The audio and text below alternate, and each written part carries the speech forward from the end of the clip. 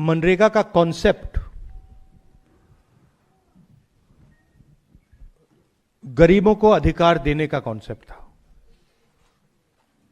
सोच ये थी कि हिंदुस्तान में जिसको भी काम की जरूरत हो वो डिमांड करके रिस्पेक्ट से उसे काम मिले। ये मनरेगा का कॉन्सेप्ट था। इसमें दूसरी बात थी कि ये थर्ड टियर ऑफ गवर्नमेंट जो हमारा है, पंचायती राज का जो सिस्टम है, उसके माध्यम से ये योजना चलाई जाए।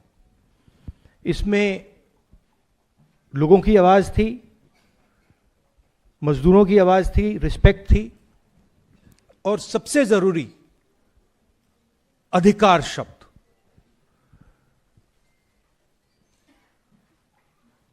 हर गरीब व्यक्ति को इस योजना ने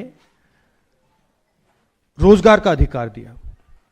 अब उस कॉन्सेप्ट को नरेंद्र मोदी जी और बीजेपी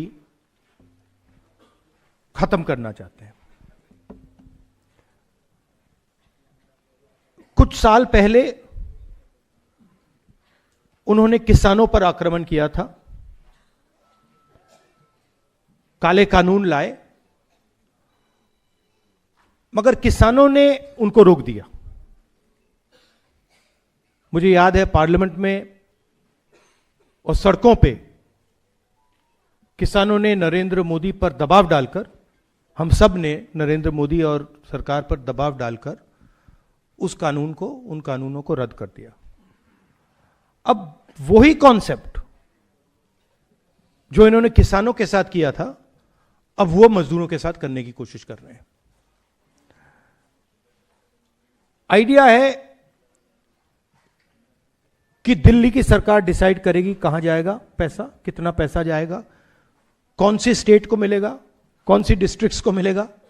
बीजेपी वाले स्टेट्स को ज्यादा पैसा जाएगा, ऑपोजिशन वाले स्टेट्स को कम जाएगा, और वो डिसाइड करेंगे किसको किस तरीके की मजदूरी चाहिए और वो इंप्लीमेंट करेंगे सेंट्रलाइज तरीके से। अधिकार खत्म कर दिया।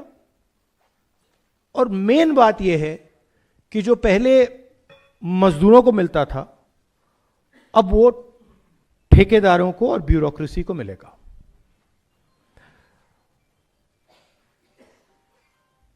सारी की सारी योजनाएं जो बीजेपी की हैं,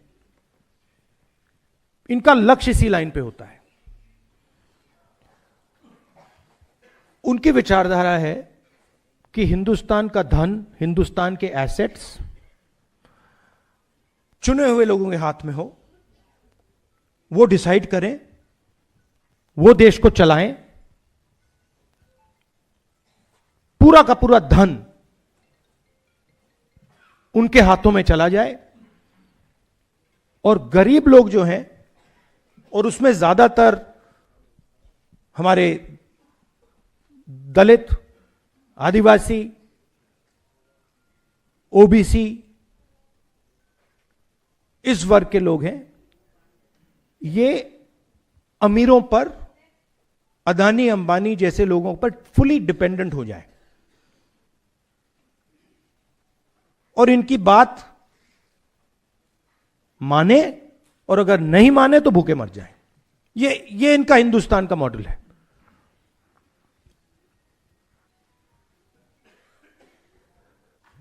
मैंने पिछले चुनाव में कहा कि ये संविधान पर आक्रमण कर रहे हैं।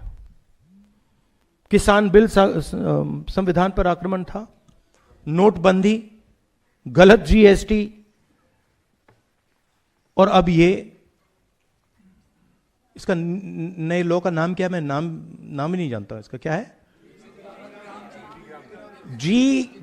ग्राम जी क्या है, ग्राम जी पता नहीं क्या, हाँ। तो आइडिया यही है कि हमारा जो संविधान है उसे खत्म करो। वन मैन वन वोट का जो कॉन्सेप्ट है उसे खत्म करो, लोकतंत्र को खत्म करो। और जो आजादी से पहले हिंदुस्तान था, जहां पे एक व्यक्ति, राजा महाराजा, एक व्यक्ति पूरा डिसाइड करता था, सारे के सारे एसेट्स उनके हाथ में हुआ करते थे और जो भी वो करना चाहते थे वो करते थे, वैसा हिंदुस्तान वो फिर से लाना चाहते हैं।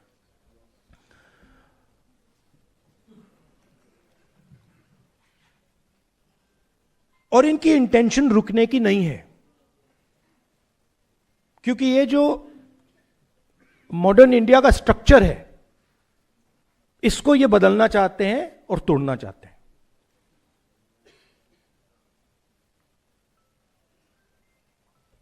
एक ही तरीका है इनको रोकने का, और मजदूरों को किसानों ने रास्ता दिखाया है। अगर हम सब एक साथ मिलकर खड़े हो जाएंगे, मैं आपको बता रहा हूं ये डरपोक लोग हैं, मैं अब इनको बहुत अच्छी तरह जानता हूं, ये डरपोक लोग हैं। अगर आप सब, हम सब एक साथ खड़े हो जाएंगे,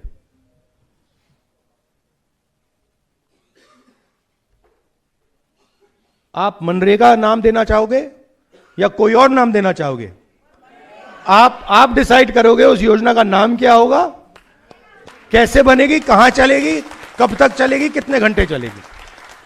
मगर ये मैंने कहा, मगर एक दूसरी बात भी कह देता हूं, अगर एक कमी है तो यूनिटी की कमी है।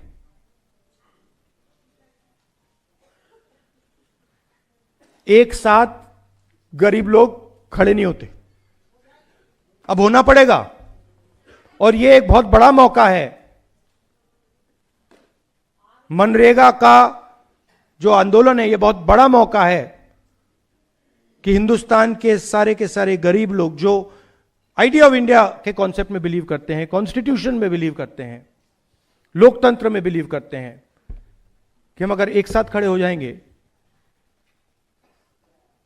मोदी जी पीछे हट जाएंगे और फिर से मनरेगा चालू हो जाएगा।